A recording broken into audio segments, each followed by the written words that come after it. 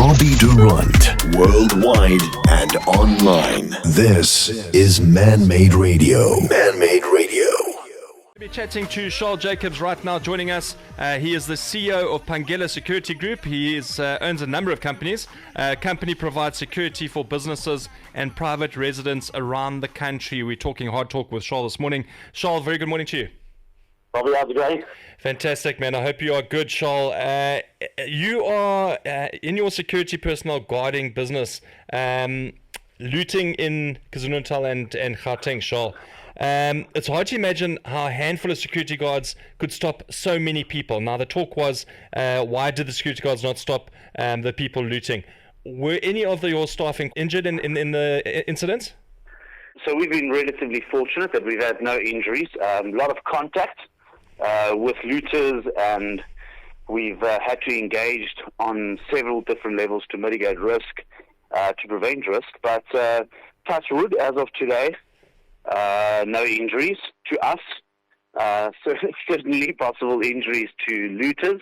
But you're right, Robbie. I mean, it's the expectation from a limited resources avenue has been crazy. And government's detachment to their responsibility into this has actually been relatively laughable. Yeah. Well, Defense Minister Nosive Mapisa Nkula says the country's security agencies were caught napping with regards to the looting of shopping malls. Now, they expected the security companies to handle those 3,000 or whatever, that wave of people. She then launched an attack on the security industry, saying they didn't do enough to stop the looting. Now, two things. Do you agree with her? And should the blame fall squarely on the shoulders of the security companies? So I think a twofold answer there. The first one being that this is the same minister that wanted to depower security companies not so long ago by taking their firearms away, and even by taking away their rights to make citizens' arrests.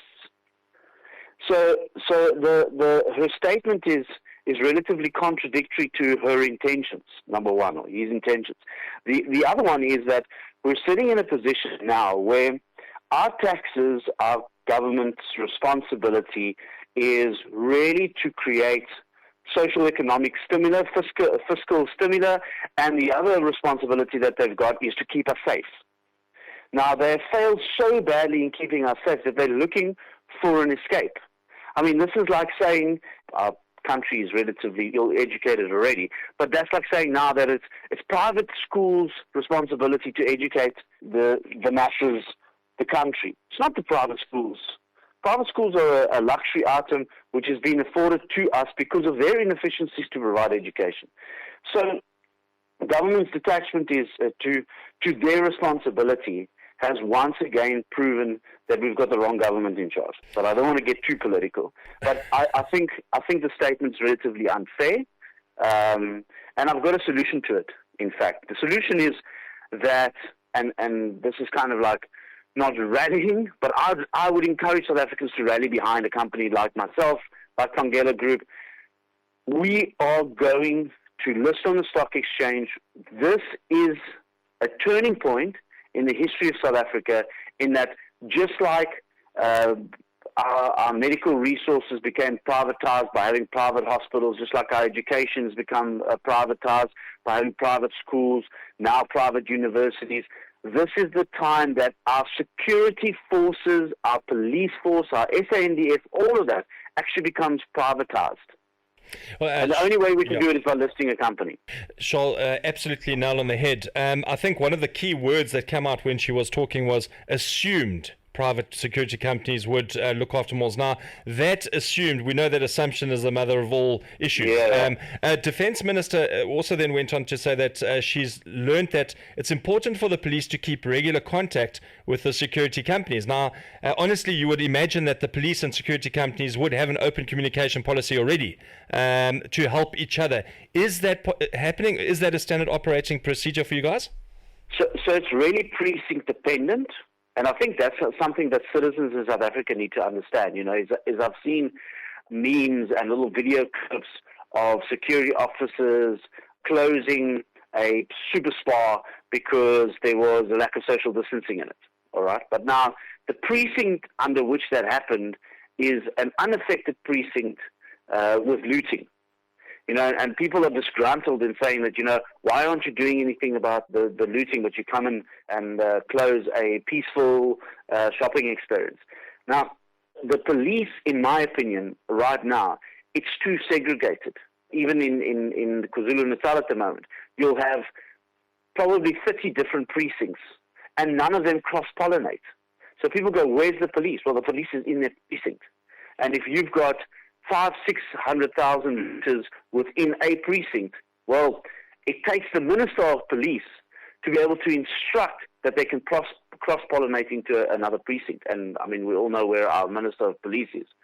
Nowhere. Okay, your opinion on how, we've spoken about how they've handled now. State security, intelligence, police, how they handled the unrest. Did they respond quick enough when it began? I mean, this started kind of like a Sunday over the weekend. Do you think that the army should have been brought in sooner? The number of people that should have been deployed, 2,500 in the wrong area. It doesn't make sense, does it? So Robbie, here's the cool thing about being in South Africa. Is criminals have got bragging rights. We have afforded them bragging rights. They were telling the country before what they're going to do. So on Thursday and on Friday already, you had guys on social media, you had Zuma's son, you had them on Thursday and Friday of last week already telling us, this is what we are going to do. So they forewarned us. We've given ourselves the luxury of giving criminals bragging rights. I think, and I am a fan of Cyril, I'm not a fan of the ANC, I need to place that on record, but I'm a fan of Cyril.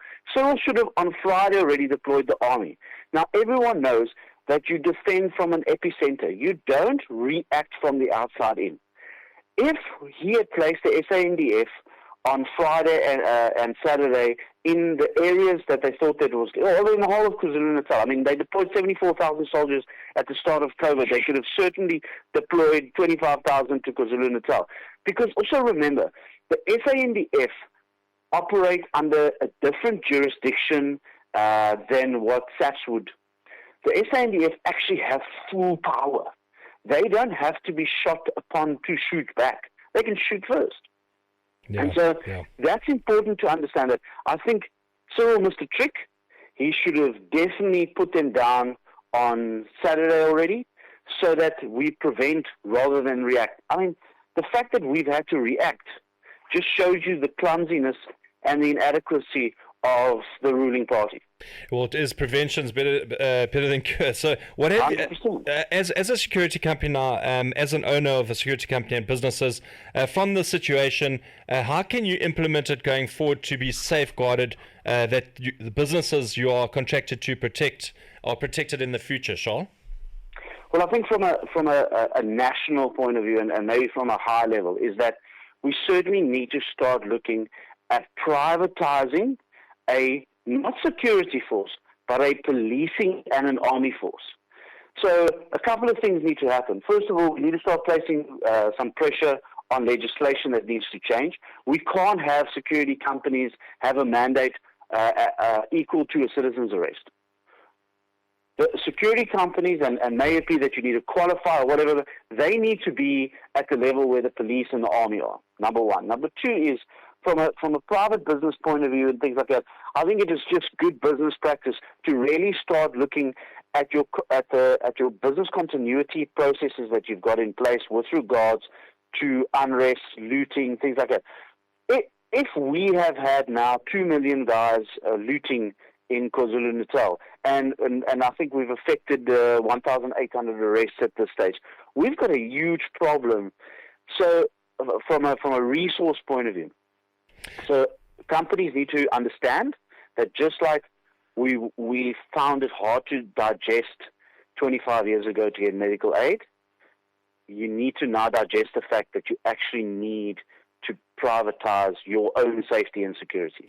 Okay, so ANC factional loyal to Jacob Zuma, this is what's been said and what we're looking at. Planned a very well coordinated type of insurgence seen during a civil war Okay, that's targeting logistics, transport, communications, infrastructure, food, you name it, to oust Cyril Ramaphosa. This is what's been said.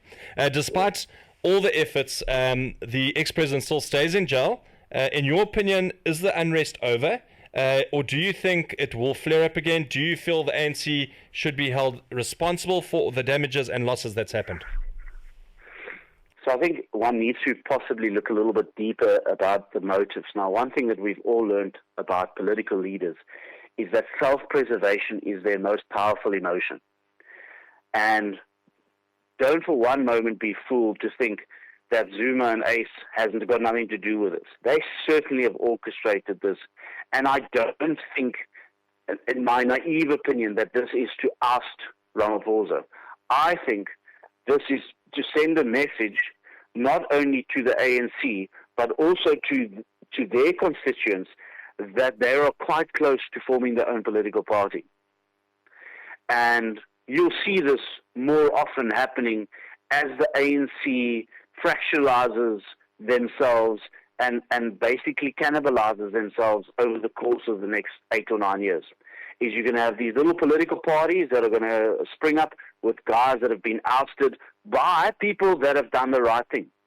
You know, I said just now that, Cyril missed a trick by putting the army down. He certainly did, because the army would have created a more stable environment, number one. Number two is, though, the problem with letting the army go is that the ANC is not in a position to shoot a million or shoot at a million or 1.5 million voters.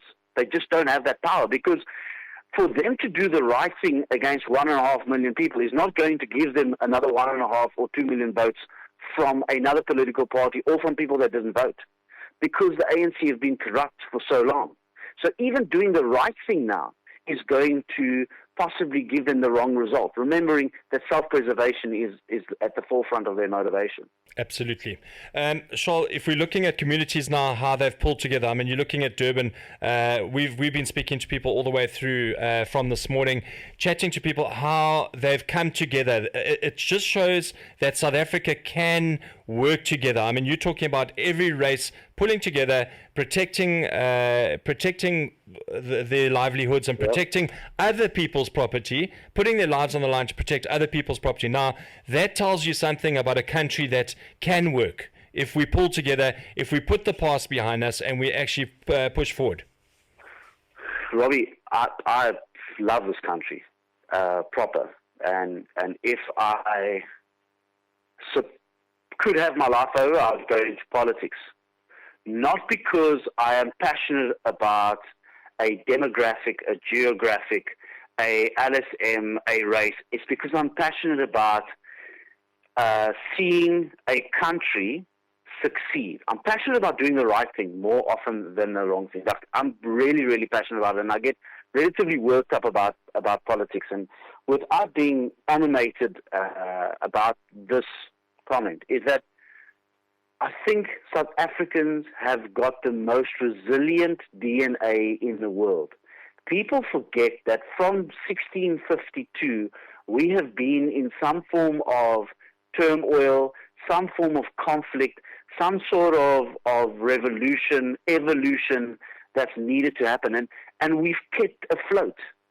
We've got an ANC right now that has looted. I mean, what you're seeing right now in Natal is really just an extension of what Zuma and Ace's looting was when they were in political power. So, and this is just now and public advertisement of what they were doing behind closed doors. So, and we've survived that. Our private sector has adapted. The public of South Africa has adapted. I think, for me, that we're sitting now on a pinnacle where I would encourage South Africans not to do what we've done for so long, which is use this to create means of humor. This is not a laughable matter. We need to stop using humor as a coping mechanism within our environment. We need to start pulling together. I just used self-preservation a couple of minutes ago with regards to political intent. Don't for one, as a public member, as a citizen of this country, don't for one second think that politicians want us to stand together. They need us to be segregated in demographic and in race, because that keeps them relevant. It keeps them in power. Charl, in 1 minute, can you tell us about South Africa, your feelings of where we're going? I think we have got a golden opportunity right now to make a success out of this country. I honestly mean that. Yeah. There has never been in the last 26 years a more apt opportunity for us to say, right, we as citizens are actually going to start taking charge of this country. The ANC has lost their power. They've lost their intentions, I mean, for a long time already. But they are now actually not in charge anymore. And they haven't been for a long time. And it's time that citizens of South Africa really start standing together. And I mean this. I believe that party politics in South Africa is over. People need to start voting for independence, number one. There is an election coming up in October now. Start getting back to the polls. Take responsibility. You know how many people voted in the last election? Only 47% of the registered voters. Get back to the polls. Make sure that you put your vote where it's supposed to be, because we can't stand with our feet out of the water and go, oh, yes, look how that's boiling. That's unnecessary. That is not. But we haven't practiced our democratic right to ensure that we're on the right path. Well, Charl Jacobs, I don't think it's too late for you to get into politics. You certainly have a mind that is incredible, and certainly businesses that are running at full steam. And good luck with your business going onto the stock exchange as Phangela Security Group. Thank you very much for your time. Thanks, Robbie. Thanks, Charl. Thank you. Nice, sir. Thanks, keep it up. Cheers. Bye-bye. Cheers,